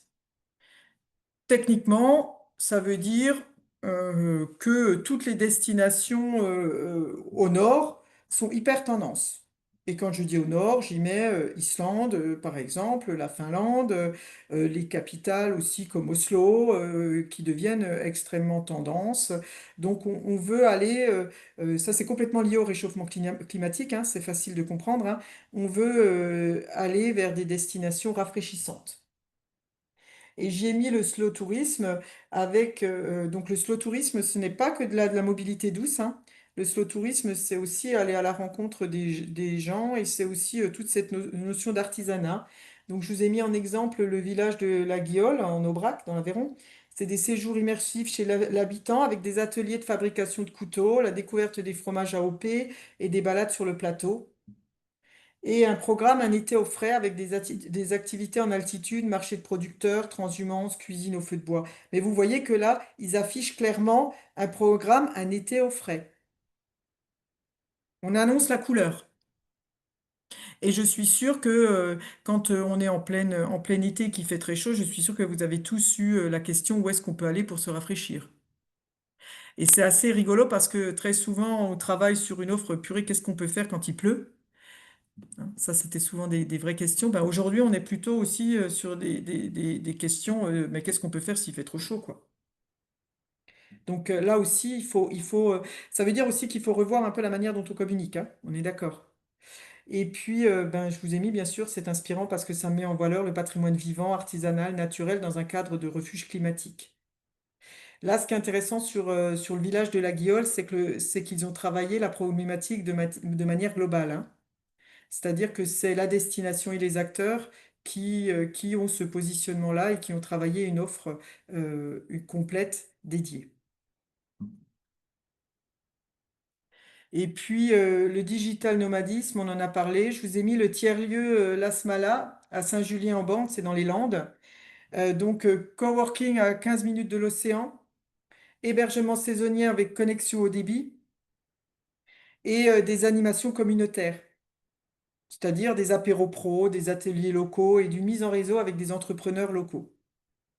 Là, vous voyez bien, c'est ce que je vous disais, il suffit pas de se dire, vous pouvez pas afficher une destination digitale nomade si derrière vous mettez pas en place tout un tas de choses. Il suffit pas de se dire mon hébergement a le Wi-Fi et ça va suffire. On n'est pas du tout dans ça. Là, vous voyez bien que ça a été pensé de manière globale. En gros, vous avez un espace de coworking. À 15 minutes, vous êtes à la plage, vous pouvez aller entre midi et 2. Et puis le soir, peut-être à 18 heures, vous aurez un apéro pro dans l'espace de coworking pour rencontrer ben, les autres digital nomades qui partagent l'espace et puis peut-être entrer en contact aussi avec des acteurs locaux dans ce même apéritif, etc., etc. Donc c'est vraiment quelque chose d'organisé et de structuré parce que c'est pas parce que vous décidez d'aller travailler ailleurs, d'ailleurs c'est valable aussi chez soi, que vous voulez être complètement désocialisé. C'est bien l'inverse. Parce que enfin, ce que l'on doit retenir aussi de la Covid, c'est après la Covid, vous avez des gens qui étaient en télétravail qui ont demandé, par exemple, à regagner l'entreprise parce qu'ils n'aimaient pas travailler seuls. D'accord? Et donc, il a fallu réfléchir un peu à la manière dont on pouvait faire finalement ben, du télétravail tout en ayant du lien social, alors au sein de l'entreprise, mais aussi si on décide d'être digital nomade, de manière à rentrer en contact avec un tissu économique. D'accord? Donc, quand on affiche du digital nomade, je me répète, ne faites pas un simple raccourci en se disant j'ai du Wi-Fi et ça ira bien, quoi. OK? Et donc, bah, c'est inspirant, bien sûr, parce que c'est transformer un village côtier en pôle d'attraction pour travailleurs mobiles et familles voyageuses hors saison. Hors saison. Donc, c'est quand même une clientèle qui peut être très intéressante, hein. Puisque là où on a peut-être des touristes en juillet-août, eh ben, c'est assez intéressant de pouvoir basculer peut-être en hors saison sur une autre clientèle. Enfin, les micro-aventures en famille. Ben, je vous ai mis les exemples des échappées nature du département de Charente-Maritime. C'est des activités clés en main autour de l'observation de la nature, de la pêche à pied ou de la cuisine sauvage en famille. C'est des parcours scénarisés, chasse au trésor numérique, immersion faune-fleur, des carnets d'explorateurs. Alors évidemment, c'est inspirant parce que c'est ludique, éducatif, multigénérationnel. C'est 100% en phase avec les attentes des familles en quête de sens et de simplicité. Ça veut dire on veut pas, comment dire, l'idée des micro-aventures en famille, c'est pas nécessairement de vous dire que vous allez avec vos enfants faire un saut en parachute. Je pense, c'est volontaire, hein, cet exemple.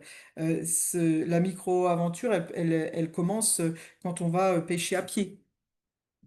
D'accord? Elle commence quand on va visiter une chèvrerie et ensuite on comprend comment est fabriqué le fromage et derrière on va peut-être même cuisiner en famille quelque chose à base de ce produit-là et que l'on va manger. Ça, c'est une micro-aventure. OK? Donc c'est vraiment, vraiment très intéressant. Vers une stratégie d'accueil adaptée. Alors pour vous, eh bien, il faut bien sûr définir vos personas cibles. Donc un persona, on est d'accord, c'est un client type. Alors ça s'apprend, il y a des formations rebelotes sur la formation parcours client. Il me semble que c'est quelque chose que l'on vous aide à travailler, on vous donne les clés pour le faire, mais c'est hyper important de savoir qui sont les clients que vous ciblez. On peut pas cibler tout le monde, hein. Faut sortir ça de la tête, hein. À un moment donné, dans votre communication, si on considère qu'elle est digitale, il faut aller un cran plus loin et donc il faut vraiment que vous cibliez vos clientèles. Il faut vous interroger ou vous réinterroger sur le parcours client. Est-ce que vous arrivez à travailler vos cibles tout au long de ce parcours, c'est-à-dire avant, pendant et après le séjour? Pas sûr. Par expérience, je sais que souvent, il y a tout un pan qui est complètement négligé, c'est l'après-séjour. Donc, c'est une vraie question. C'est d'utiliser les CRM, les avis clients, l'analytique. C'est à un moment donné de se dire, que pense le client de nous et comment je travaille ce client. Et puis, le quatrième point, c'est de co-construire avec les partenaires locaux. Aujourd'hui, on ne peut pas travailler tout seul. Il faut vraiment qu'il y ait une synergie entre les partenaires locaux pour que votre offre elle soit globalisée. Donc de bien penser à travailler tous ensemble et en tout cas d'associer dans votre stratégie d'accueil des partenaires. Ça va pour tout le monde? Des points de vigilance. Éviter le greenwashing. Ça paraît évident, mais n'empêche que c'est tellement vrai. On a chacun nos opinions, chacun, je vous appelle le dire, pense ce qu'il veut. En attendant, vous faites du business. Donc, il faut être dans quelque chose de beaucoup plus consensuel et marketé. Donc, éviter le greenwashing. Ne pas négliger les clientèles traditionnelles. C'est pas parce que vous commencez à cibler peut-être de nouvelles clientèles qu'il faut pour autant laisser tomber vos clientèles traditionnelles. Et notamment, je pense à la fidélisation. Très souvent, on prend comme acquis le client qui vient tous les ans, à la même période. Bah, peut-être qu'on peut se poser la question de ce qu'on en fait et puis et de la manière dont on peut encore peut-être améliorer son expérience. Et derrière ça, ça n'empêche que l'on peut décider de cibler une nouvelle clientèle, mais ne pas la négliger. Maintenir la qualité d'accueil pour tous. Ben oui. N'oubliez pas que les gens regardent les avis clients, hein, regardent ce que l'on pense, prennent des photos, publient des photos. C'est pas parce que l'on fait du marketing et de la communication que pour autant il faut négliger la qualité d'accueil. Et dans qualité d'accueil, rebelote, je mets l'accueil avant, pendant et après le séjour. La qualité d'accueil commence au moment où vous vous interrogez sur votre destination de vacances et au moment où vous allez rechercher des informations.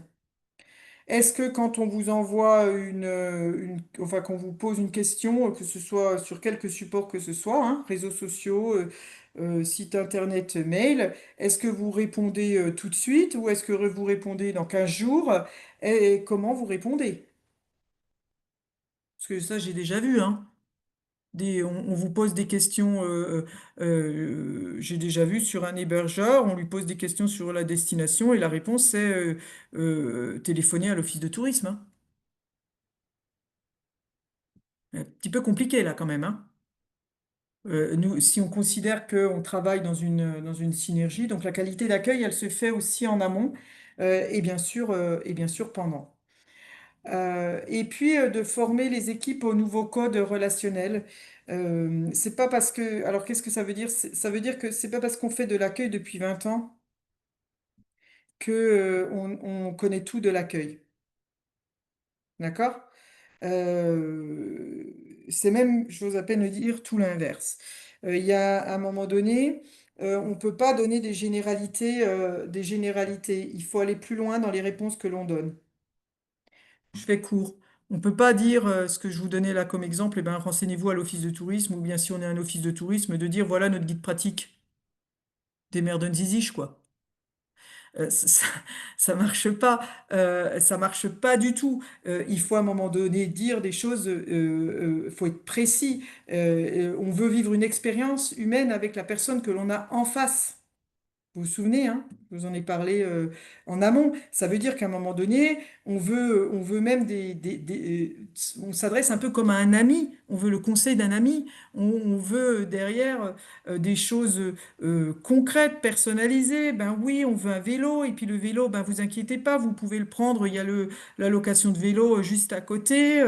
Si vous voulez, j'appelle et je regarde s'il y en a un qui est disponible. Et puis d'ailleurs, quand vous prendrez la voie verte, vous pourrez vous arrêter parce qu'il y a des bornes pour mettre de l'eau dans votre gourde tous les 3 km, parce que vous avez une aire de pique-nique et vous allez pouvoir vous y arrêter, parce que vous pourrez même boire peut-être un verre, et je vous conseille d'aller d'ailleurs dans la petite auberge, parce que ça aussi, hein, terminer le temps où on n'ose pas conseiller, hein. On a le droit de conseiller, hein, et d'en conseiller, ça veut dire de donner les bonnes adresses. Et de dire, accessoirement, arrêtez-vous, achetez du fromage à la chèvrerie juste là, ou du miel, ou je sais pas quoi, et vous verrez, c'est super sympa. D'accord? C'est ça ce qu'on attend. Parce que n'oubliez pas que vous connaissez peut-être très bien votre offre et votre territoire. La personne en face ne connaît rien. Donc il faut sortir des évidences. Et, j'ose à peine le dire, de, comment dire, de réponses faciles et expéditives. Donc voilà les points de vigilance. Euh, et puis, je vous ai mis les tendances de cet été. Rapidement, on sait que 68% des Français restent en France pour les vacances d'été. C'est énorme, hein, 68%, hein. Donc les vacances seront franco-françaises cette année. On sait que les réservations seront tardives parce que à mi-avril, seulement 37% des personnes avaient réservé. Donc c'est rien du tout. Ça veut dire qu'il y aura des réservations de dernière minute. Un budget en baisse. Vous avez vu qu'on est à 1 143 euros. Ça, c'est du tout compris, hein, pour les vacances. Donc ça veut dire que, je vous l'avais dit, on sent bien avec l'actualité les problématiques économiques. Et puis, bien sûr, les deux tendances qui sont liées, un tourisme durable, rural, à la fraîche, en hausse, avec une croissance du tourisme à vélo, de la coolcation, le fait d'être au frais. Alors, n'hésitez pas, hein, annoncer la couleur, et du tourisme silencieux. Hein, ce que je vous ai un petit peu expliqué, c'est-à-dire qu'on n'est plus seulement que dans un tourisme déconnecté, on est un cran plus loin. Ce qui veut dire encore et toujours un tourisme de nature calme, de bien-être, un tourisme de proximité, de micro-aventure, du patrimoine culturel et historique authentique. Donc on veut des choses qui soient identitaires, hein. Des expériences locales, du lien humain, une offre durable, responsable, écologique, une digitalisation fluide. On veut des réservations en ligne, on veut des infos géolocalisées, on regardera l'e-réputation. Et bien sûr, accessible. Dans l'accessibilité, j'y mets la mobilité douce et bien sûr l'adaptation au public spécifique. Quelque part, c'est ce que je vous avais dit, par rapport à l'année dernière, il n'y a pas de grande nouveauté, il y a plutôt une accentuation des tendances. Ok. Et la manière dont on travaille certaines clientèles, je pense notamment aux digital nomades euh, et, euh, et puis à la partie durable, responsable, écologique, hein. Attention aux affichages faciles. Hyper important, hein. C'est les personnes, si on considère que les personnes que vous avez en face de vous sont des personnes connectées, il faut pas leur dire n'importe quoi. Hein, c'est ce que je vous disais tout à l'heure. Il faut de la transparence, il faut de la réalité, il faut du consistant. Quelques conseils, enfin, pour valoriser votre offre, travaillez en réseau, adapter votre offre, communiquer, se former et informer. C'est hyper important. Et restez vous aussi connectés. Hein, regardez ce qui se passe.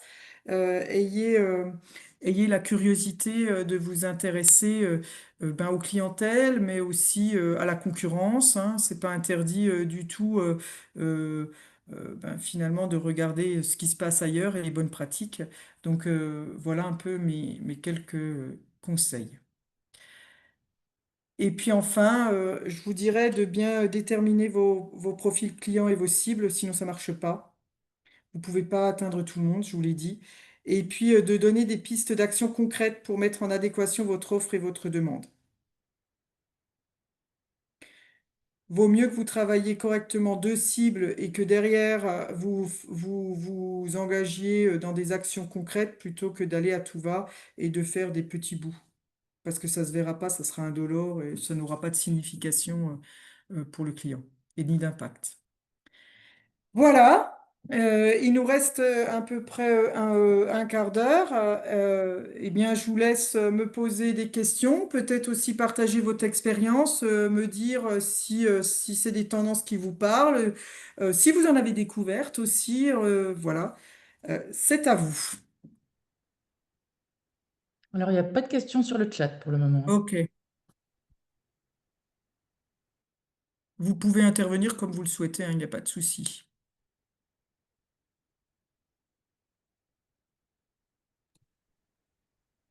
Je vais juste poser une petite question, hein, c'est juste pour les stagiaires, les apprenants. Isabelle, est-ce que vous pourriez me donner votre nom de famille? C'est juste que je puisse informer la Moselle de qui a participé à la formation, au webinaire. Si Isabelle, vous avez la possibilité de me donner votre nom de famille. Moi, Isabelle, Oui.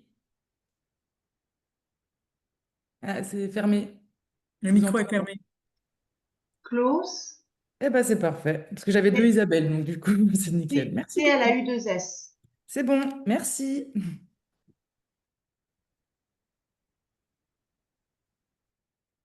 Pas de questions? Si, moi j'aurais juste une petite question par rapport, Oui. à la gestion relation client et notamment fidéliser les personnes qu'on a pu faire venir chez nous. Oui. Alors, moi je travaille plutôt sur le côté, bah, musée et sites, naturels. Donc vous avez dit tout à l'heure que, pour les seniors actifs, eux sont très sensibles au mailing, à ce genre de choses. Maintenant sur, bah, les millennials du coup, qu'est-ce que, on est-ce qu'on peut quand même envoyer des mails ou est-ce que ça fait trop commercial Non. et pas assez? Ou à quoi est-ce qu'eux seraient sensibles? Sachant qu'ils se connectent pas forcément sur nos Facebook et voilà, les publications Instagram se prêtent pas forcément toujours à de la commercialisation d'événements ou ce genre de choses. Alors, vous pouvez fonctionner avec eux par mail, mais il faut que ce soit personnalisé. D'accord. D'accord? Donc, ça veut dire qu'un senior actif, un emailing, il le regardera. Vous voyez ce que je veux dire? En gros, vous faites une offre promo sur un séjour. Dans votre cas, vous communiquez sur une expo, par exemple. Pas de souci, eux vont regarder l'expo et ils peuvent tout à fait s'en contenter, se dire, tiens, l'expo a l'air super sympa, on va y aller. Mmh. La génération Y, il faut que ce soit un peu plus personnalisé, que vous vous adressiez vraiment à eux et que vous dites, ben voilà, vous êtes venus nous voir et on a pensé à vous, cette expo, on pense qu'elle est faite pour vous parce que blablabla. Vous voyez ce que je veux dire? D'accord. Il y a ces deux notions différentes. Le emailing, c'est évidemment du tout va. Pas sûr que votre génération Y le regardera. Un mail personnalisé, il le regardera. D'accord. OK? Ça donne aussi, on peut même avec les générations Y aller plus loin. Je vous donne un exemple. C'est Monsieur et Madame Dupont pour la génération X, pour les seniors. Et c'est du tout va, ça n'a pas d'importance. Quand on établit une vraie relation avec les personnes, eh ben, ça peut être leur prénom. Jacques, je vous dis n'importe quoi, et Roselyne, bonjour, j'espère que vous allez bien depuis la dernière fois que vous êtes venus, etc., etc., etc. Vous voyez la nuance? D'accord. Donc, pas de souci. Par contre, c'est des gens ne négligez pas les réseaux sociaux, hein, ils sont ultra connectés, la génération Y. Donc, si je reprends l'exemple de l'expo, ça veut dire que l'expo, vous allez peut-être la publier sur vos réseaux sociaux, Instagram ou Facebook. Mais peut-être que vous pouvez aller un cran plus loin. Vous pouvez peut-être faire une petite interview du commissaire d'expo, vous voyez, qui parle de l'expo, ou d'une guide, ou de je sais pas quoi, ou un zoom sur un détail. Il faut humaniser et rendre vivant votre expo alors. D'accord.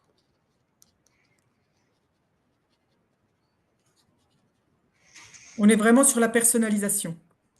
Oui, et on est aussi sur une génération qui, à l'accueil des sites touristiques, pour le coup, refuse pour certains de nous donner les adresses mail ou qu'on utilise leur adresse mail.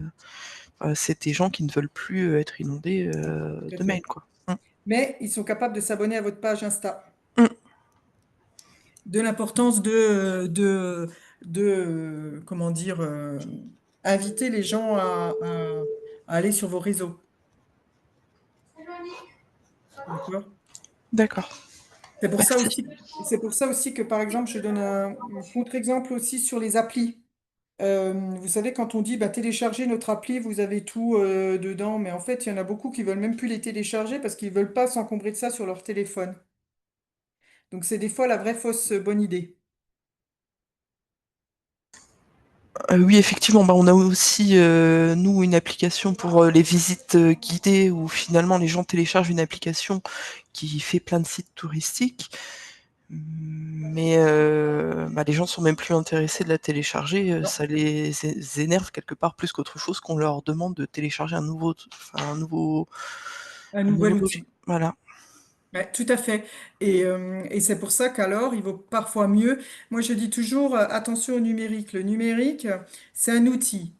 D'une manière générale, il doit servir quand vous avez une stratégie bien établie par rapport à quelque chose de bien précis. Même quelque part, parfois, c'est des choses les plus basiques qui sont encore les plus efficaces. Peut-être qu'après tout, un flyer, c'est bête, mais ça fonctionnera peut-être mieux, vous voyez. Et un flyer on peut le travailler, on peut y mettre derrière, retrouver toute notre actus, suivez-nous je sais pas quoi, Instagram ou Facebook. Vous pouvez aussi, vous savez, avoir un avatar qui vous raconte des histoires. Si vous êtes un musée, ben, vous avez peut-être, je sais pas quoi. Un bibliothécaire, c'est votre personnage un peu mascotte, et puis il racontera plein d'anecdotes tout au long de l'année, etc., etc. C'est ludique, et pour autant, ça maintient le lien, ça personnalise. Vous voyez ce que je veux dire? On peut peut-être travailler autrement et rentrer dans du storytelling, D'accord. ok? D'être complètement sur autre chose. Et vous savez, des fois, des cartels sont tout aussi efficaces. Vous avez dans des salles, sur des musées, ben, vous rentrez, puis on vous raconte quelque chose. Et vous avez toujours, vous voyez, attention. Oui. Vous avez aussi, par exemple, toute une clientèle qui est capable d'utiliser ce que vous pensez être à destination des enfants. Ils vont le prendre pour eux, parce qu'ils vont trouver ça rigolo. Oui, effectivement, c'est le cas des chasses au trésor qu'on propose Totalement. pour les enfants et que les gens qui arrivent en famille et pas forcément avec des petits-enfants, font, volontairement. Exactement. Mmh. Parce que vous avez aussi une forte croissance des adultes qui jouent beaucoup, par exemple, aux jeux de société. Je vous renvoie aussi Lego, qui a toute une gamme de Lego à destination des adultes. Donc, ne perdez pas de vue ça non plus. Quand vous montez, par exemple, quelque chose pour les enfants, vous pouvez tout à fait aisément aller sur un cran plus loin et faire quelque chose pour les adultes. Ça les intéressera beaucoup plus que l'appli. N'oubliez pas que c'est ce que je vous disais tout à l'heure, on reste toujours bien dans le besoin de relations humaines. Personnalisation et relations humaines. C'est pour ça que, mais c'est le paradoxe, hein, alors même que en amont du séjour, c'est ce que je vous disais, ils sont ultra connectés, ils regarderont les avis clients, ils vous regarderont sur les réseaux sociaux, ils iront sur le site internet, enfin ils font tout un tas de choses. Ils réserveront peut-être l'entrée pour votre musée ou pour la visite guidée. C'est aussi quelqu'un pensez quand même bien à communiquer parce que, et là aussi, ça pose la question des visites guidées. Ce sont des gens qui sont capables de se dire, ben, attends, on avait prévu d'y aller demain, mais finalement, après-demain, il y a une super visite guidée au Flambeau, je vous dis n'importe quoi, du site, et de dire, ben, alors on ira après-demain. Ça veut dire que vraiment, il faut aussi faire attention, ça je le dis d'une manière générale, à ce que votre actualité soit toujours suivie et à jour. Et à jour. Hein, donc, on n'a pas, on n'a pas un compte Instagram et on l'exploite pas et on publie tous les 3 semaines. On n'a pas un site internet où on parle de manifestations d'il y a 2 ans. On est dans quelque chose toujours de vivant. D'autres questions? Non? Bon, bah, s'il n'y a pas d'autres questions, eh bien, je vous propose d'en rester là. Alors, vous aurez le support et je vous ai mis, bien sûr, les contenus et là où j'ai pioché mes sources pour que vous puissiez approfondir. Les prochains webinaires sont ben, lundi. Donc, le premier est sur le parcours et la satisfaction client le matin à 10 heures et puis l'après-midi, c'est sur les labels et les marques à 15 heures. Et vous pouvez vous inscrire, bien sûr, via Moselle Académie Tourisme.